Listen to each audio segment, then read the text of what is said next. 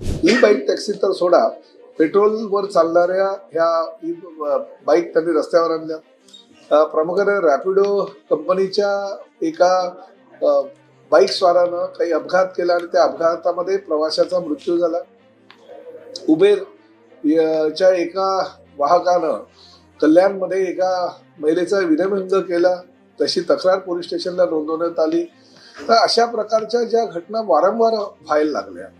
आणि त्याचबरोबर ह्या ई बाईकच्या ऐवजी पेट्रोल बाईक चालवणाऱ्या ज्या टॅक्सीज होत्या त्यांच्यावर न गुन्हे दाखल करता आम्ही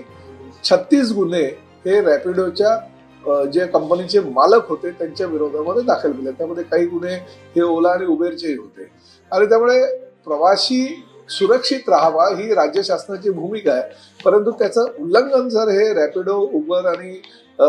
ओला सारख्या ह्या कंपन्या करत असेल आणि राज्य शासन किंवा परिवहन डिपार्टमेंट जे आहे माझ्या खिशामध्ये अशा पद्धतीने जर त्यांची ती वागणूक असेल आणि प्रवाशांच्या जीवाशी खेळत असतील, महिलांच्या सुरक्षिततेचा जो महत्त्वाचा प्रश्न त्याच्याशी जर खेळत असतील तर आम्ही त्याला सोडणार नाही। आजच्या बैठकीमध्ये असा निर्णय घेतला की उद्या 2 दिवसामध्ये आमच्या परिवहन खात्याचे सेक्रेटरी असतात त्यांच्या अंतर्गत एक समिती आहे आणि त्या समितीच्या बाबतीत माध्यमातून काही निर्णय हे घेतले जातात। ओला, उबेर आणि रॅपिडो यांच्या बाबतीत स्टेट ट्रान्सपोर्ट ऑथॉरिटी म्हणजे STA जी समिती आहे ते समितीची परवा बैठक आहे 2 दिवसानंतर आणि त्या बैठकीमध्ये ते त्या संदर्भात निर्णय घेतील आणि चुकीच्या पद्धतीनं अशा पेट्रोलच्या गाड्या रस्त्यावर आणत असतील, जे चालक असतील त्यांचं कुठल्याही प्रकारे कॅरेक्टर सर्टिफिकेट न